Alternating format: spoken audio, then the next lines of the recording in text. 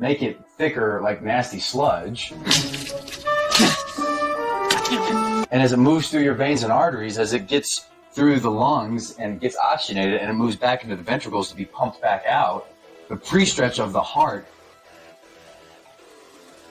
minimizes. It turns back into these little arrows rather than these arrows, the longer ones. The longer these arrows are, the bigger the pre-stretch, the stronger of a contractile force that we will get to propel the blood out to those tissues. And when we look at a red blood cell, we need to understand that there are 4 spots of oxygen. Well, it's Mozart, Robert. Can you... The better that these red blood cells can be sent to the tissue, the more oxygen can be easily unloaded off into the tissue onto the myoglobin and then sent to the mitochondria.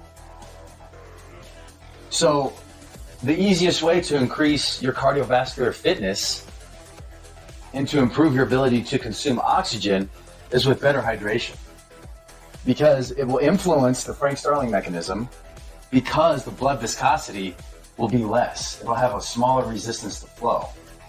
The better the tissue pre-stretches, the more of a propulsion that it will generate to send that blood to the respiring tissues.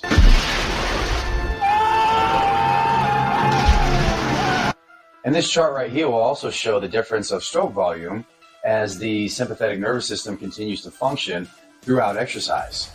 And I can't stress this enough, how often the dehydration will occur if we actually start to feel thirsty. It's already too late. The thirst mechanism is a sign of dehydration. It's not a sign of I'm becoming dehydrated.